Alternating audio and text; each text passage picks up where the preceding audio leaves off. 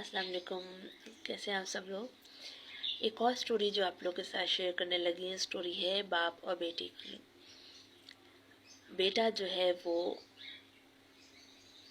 Jail में होता है और काफ़ी लंबी उसे जो है सज़ा होती है एक जुर्म की। उसको माँ बाप उसके बूढ़े होते हैं और गांव में रहते हैं, कोई और औलाद नहीं है, तो उन्हें अपनी कफालत के लिए खुद ही मेहनत करनी पड़ती है। एक दफ़ा ऐसा होता है कि बाप जो है वो बहुत ज़्यादा परेशान हो जाता है और वो अपने बेटे को एक ख़त लिखता है। जब वो बेटा ख़त खोलता है तो उस ख़त में उसके बाप ने लिखा होता है कि मेरे बेटे, मैं बहुत शर्मिंदा हूँ कि अब मैं मज़ीद तुम्हारी माँ के लिए या तुम्हारे लिए कुछ नहीं कर सकता, क्योंकि अब मैं बहुत बूढ़ा हो गया। तुम्हें पता है कि मुझे सब्जियां उगाना जो है उन्हें कितना अच्छा लगता है, और उन सब्जियों को जो उगा के और जब उनको मैं बेचने जाता हूँ तो हमें कितना फ़ायदा होता है और उससे हमारा अच्छा गुजर बसर हो जाता है। लेकिन अब मेरे लिए ये मुश्किल हो गया है, क्योंकि अब मेरे जिस्म में इतनी ताकत नहीं रही है कि मैं ज़मीन की जो है वो खेतों की जो है खुदाई करूँ, उसमें बीज डालूँ और फिर सारा जो है वो खेती बाड़ी का काम अंजाम दूँ।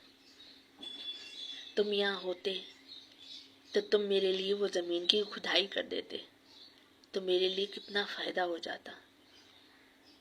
लेकिन अफसोस कि तुम मेरे साथ नहीं हो और तुम्हारी माँ भी बूढ़ी है, वो भी मेरी मदद नहीं कर सकती, और बाकी लोग भी तुम्हें पता है जो तुम्हारी गिरफ्तारी की वजह से हमसे अब डरते हैं, नफ़रत करते हैं, हमारे पास नहीं आते, हमारी बात नहीं सुनते, हमारी मदद नहीं करते। तो अब मैं क्या करूँ, मैं बहुत अकेला पड़ गया हूँ।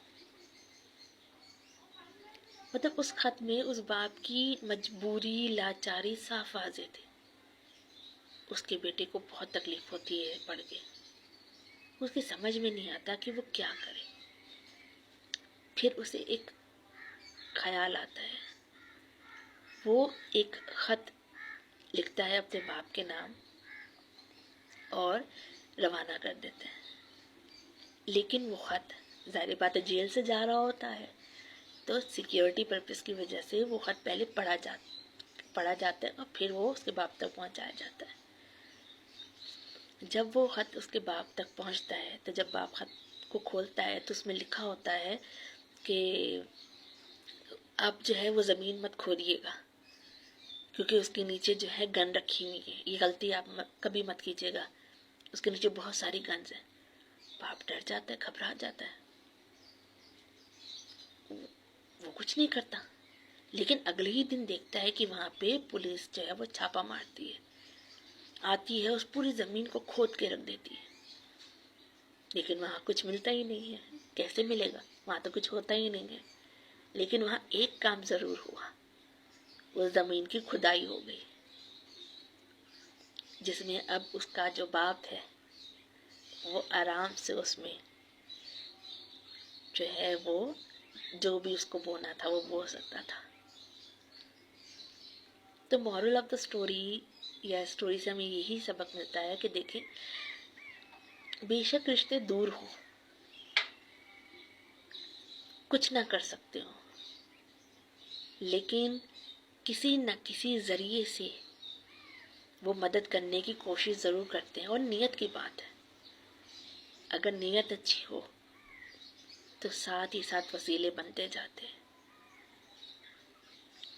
जब उसने ख़त लिखा होगा तो उसे कंफर्म नहीं होगा कि वो ख़त जो है वो इस तरीके से पुलिस पढ़ेगी भी या नहीं पढ़ेगी, या पुलिस वहाँ पहुँचेगी भी या नहीं पहुँचेगी, या पता नहीं उससे ज़्यादा बुरा और क्या हो सकता है। लेकिन उसकी नीयत थी अपने बाप की मदद करने की।